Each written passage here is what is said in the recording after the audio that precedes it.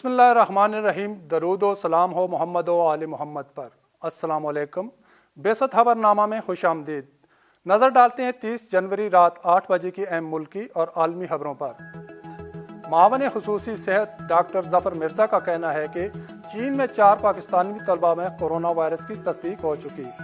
ان طلبہ کے خاندانوں کو یقین دلاتا ہوں کہ مریضوں کا علاج حکومت پر ہے۔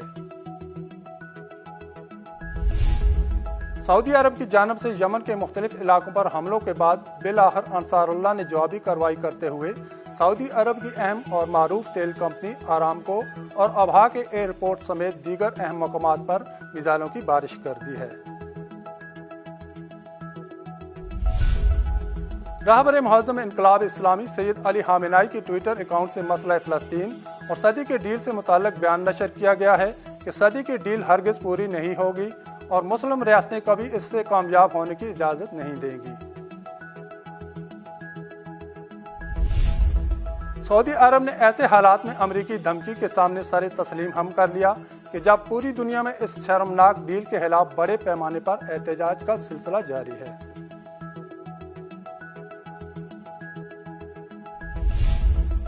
بھارتی ریاست مغربی بنگال میں متنازع قانون کے خلاف احتجاج کرنے والے مظاہرین پر نامعلوم مسلح افراد نے فائرنگ کر دی، جس کے نتیجے میں 2 افراد ہلاک اور 3 زخمی ہو گئے۔ مقبوضہ بیت المقدس کی عیساویہ سٹی کے جوانوں کا کہنا ہے کہ انہوں نے غزہ کی طرح مقبوضہ فلسطین پر خوفناک ہتھیار سے حملہ کیا ہے، جس کے بعد صہیونیوں میں خوف و ہراس پھیل گیا ہے۔ آزادی بیان کا ڈھونگ رچانے والے امریکہ نے آزادی بیان پر شب خون مارتے ہوئے پریس ٹی وی کے یوٹیوب پیج کو ریموو کر دیا۔ چین میں کورونا وائرس سے ہلاک ہونے والوں کی تعداد بڑھ کر 170 ہو گئی ہے، جبکہ اس وائرس سے متاثر ہونے والوں کی تعداد 7800 تک جا پہنچی ہے۔ قبائلی ضلع شمالی وزیرستان میں پاک فوج کی کارروائی میں 5 دہشت گرد ہلاک ہو گئے، جبکہ فائرنگ کے تبادلے میں 2 جوانوں نے جام شہادت نوش کیا۔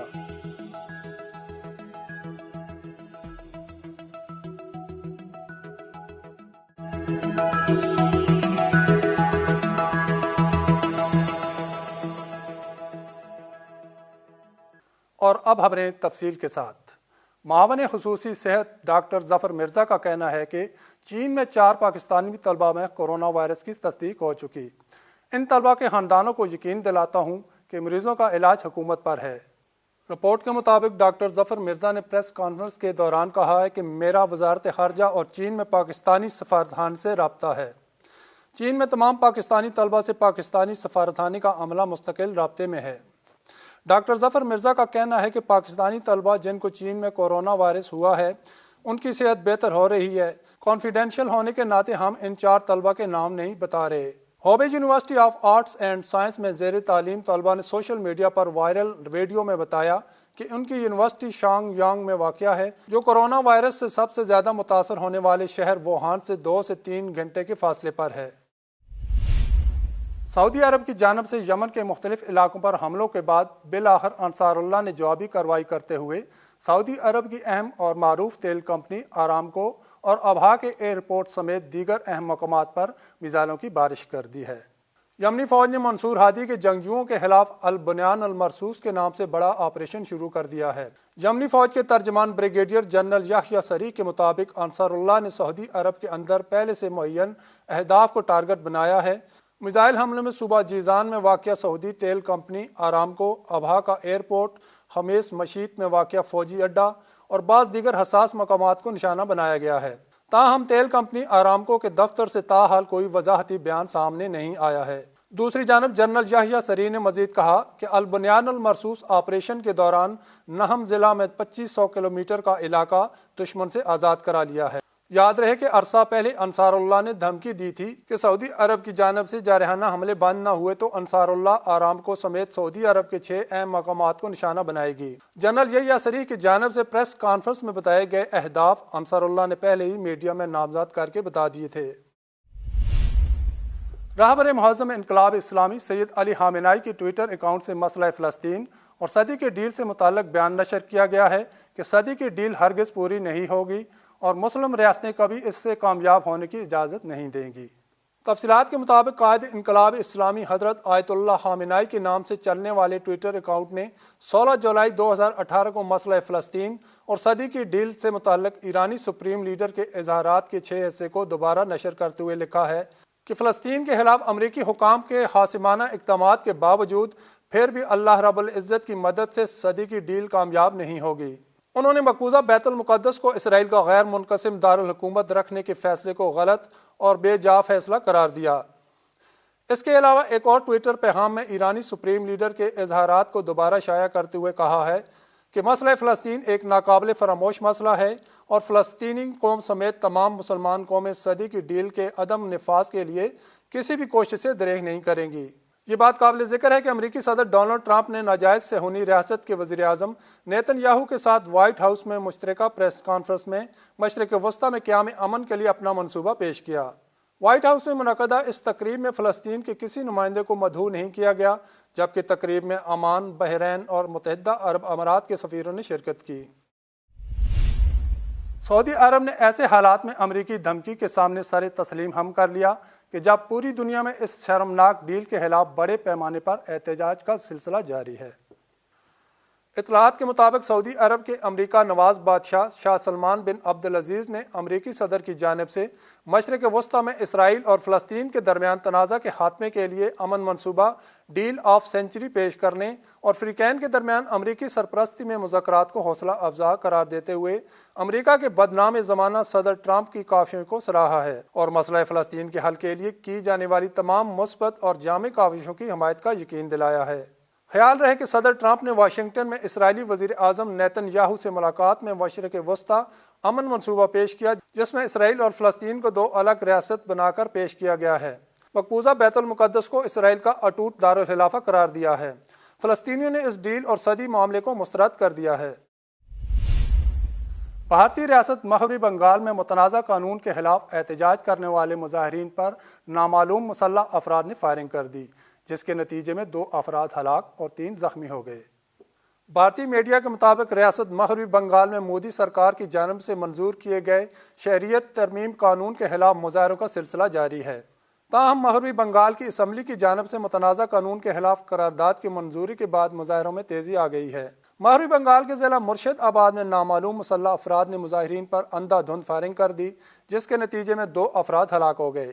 ہلاک اور زخمی ہونے والوں کو قریبی اسپتال منتقل کر دیا گیا ہے۔ واقعے کے بعد علاقے میں کشیدگی پھیل گئی اور پولیس کی بھاری نفری کو تعینات کر دیا گیا۔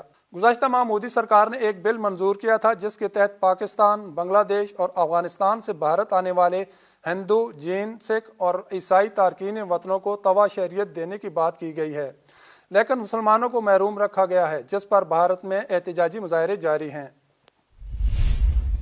مقبوضہ بیت المقدس کی عیساویہ سٹی کے جوانوں کا کہنا ہے کہ انہوں نے غزہ کی طرح مقبوضہ فلسطین پر خوفناک ہتھیار سے حملہ کیا ہے، جس کے بعد صہیونیوں میں خوف و ہراس پھیل گیا ہے۔ مقبوضہ بیت المقدس کی عیساویہ سٹی کے جوانوں کا کہنا ہے کہ انہوں نے غزہ کی طرح مقبوضہ فلسطین پر خوفناک ہتھیار سے حملہ کیا ہے، جس کے بعد صہیونیوں میں خوف و ہراس پھیل گیا ہے۔ اطلاعات کے مطابق عیساوی سٹی کے جوانوں نے بھی ویسے ہی آگ لگانے والے غبارے تیار کر لیے ہیں جیسے غزہ سے مقبوضہ فلسطین پر فائر کیے گئے تھے۔ ان آگ لگانے والے غباروں نے صہیونیوں پر خوف و ہراس طاری کر دیا ہے۔ ذرائع کے مطابق فلسطینی جوان اب غباروں کے ساتھ آتشی مواد باندھ کر مقبوضہ فلسطین کی طرف بھیجتے ہیں۔ آزادی بیان کا ڈھونگ رچانے والے امریکہ نے آزادی بیان پر شب خون مارتے ہوئے پریس ٹی وی کے یوٹیوب پیج کو ریموو کر دیا۔ رپورٹ کے مطابق گوگل کے زیر نظر کام کرنے والی امریکی ویب سائٹ یوٹیوب نے ایران کے معروف اور مقبول خبری چینل پریس ٹی وی کا پیج ریموو کر دیا۔ برطانوی اخبار ٹائمز کے مطابق جنرل قاسم سلیمانی کی شہادت کے چند روز بعد یوٹیوب نے 28,000 فالوورز رکھنے والے پریس ٹی وی کے پیج کو صرف اس لیے ریموو کر دیا کہ اس نے صہیونی حکومت کے خلاف کچھ مطالب پوسٹ کیے تھے۔ جنرل قاسم سلیمانی 3 جنوری کو بغداد میں اپنے چند ساتھیوں کے ہمراہ امریکی دہشت گردوں کے ہاتھوں شہید کر دیے گئے تھے۔ جنرل قاسم سلیمانی کی شہادت کے بعد امریکہ کے ایک اور سوشل میڈیا انسٹاگرام نے بھی اپنے صارفین کے ذریعے پوسٹ کی گئی شہید قاسم سلیمانی کی تصاویر کو ریموو کر دیا تھا۔ آزادی بیان کا کھوکھلا نعرہ لگانے والے امریکہ سے وابستہ یوٹیوب، ٹویٹر اور انسٹاگرام جیسے سوشل میڈیا ذرائع اب تک صہیونی حکومت اور دیگر دہشت گرد گروہوں سے اپنی وفاداری ثابت کرنے کے لیے ولایت فقیہ کا پرچار کرنے والے ہزاروں اکاؤنٹ اور صفوں کو ریموو کر چکے ہیں، اور حال ہی میں ایک رپورٹ منظر عام پر آئی تھی جس نے یہ فاش کیا تھا کہ امریکہ ویب سائٹس اور سوشل میڈیا امریکی اور صہیونی خفیہ ایجنسیوں کے ساتھ تعاون کرتے ہیں۔ چین میں کورونا وائرس سے ہلاک ہونے والوں کی تعداد بڑھ کر 170 ہو گئی ہے، جبکہ اس وائرس سے متاثر ہونے والوں کی تعداد 7,800 تک جا پہنچی ہے۔ غیر ملکی خبر رساں ادارے ایسوسی ایٹڈ پریس AP کی رپورٹ کے مطابق گزشتہ 24 گھنٹوں میں کورونا وائرس سے ہلاکتوں کی تعداد 38 ہو گئی، جبکہ 1,737 نئے کیسز سامنے آئے، جس کے بعد مجموعی کیسز کی تعداد 7,711 ہو گئی۔ ان نئی ہلاکتوں میں سے 37 وائرس کے پھیلنے کے مقام صوبہ ہوبے میں ہوئیں، جبکہ جنوب مغربی صوبے سیچوان میں ایک شخص ہلاک ہوا۔ چین کے شہر ووہان میں شروع ہونے والا یہ وائرس اب دنیا کے کئی ممالک تک پہنچ گیا ہے۔ عالمی ماہرین ابھی یہ سمجھنے کی کوشش کر رہے ہیں کہ یہ وائرس کتنا خطرناک ہے اور کس تیزی سے لوگوں میں پھیل سکتا ہے۔ ابھی تک چین سے باہر دیگر ممالک میں 104 کیسز سامنے آئے ہیں، تاہم ان میں کوئی جان ضائع نہیں ہوئی۔ چین میں کئی شہروں میں ٹرانسپورٹ بند کر دی گئی ہے اور لاکھوں لوگ اپنے اپنے علاقوں میں محصور ہو کر رہ گئے ہیں۔ لفتھانزا ایئر لائن اور برٹش ایئر ویز نے چین کے لیے اپنی تمام پروازیں منسوخ کر دی ہیں، جبکہ کیتھے پیسیفک، ایئر فرانس، فن ایئر اور دیگر ایئر لائنز نے بھی پروازوں میں کمی کا اعلان کیا ہے۔ دوسری جانب بھارتی ریاست کیرالہ سے تعلق رکھنے والے طالب علم میں بھی کورونا وائرس کی تصدیق ہو گئی۔ متاثرہ طالب علم ووہان میں زیر تعلیم تھا اور بھارتی حکومت کے خصوصی طیارے میں کیرالہ واپس آیا تھا۔ خیال ہے کہ عالمی ادارہ صحت WHO نے ناول کورونا وائرس کی وبا کے باعث صحت عامہ کی عالمی ہنگامی صورتحال کے تعین کے لیے ایمرجنسی کمیٹی کا اجلاس طلب کر لیا۔ اب تک کے لیے اتنا ہی، اگلے خبرنامے تک کے لیے اجازت دیجیے۔ دیکھتے رہیے بہست تعلیمی TV چینل۔ اللہ حافظ۔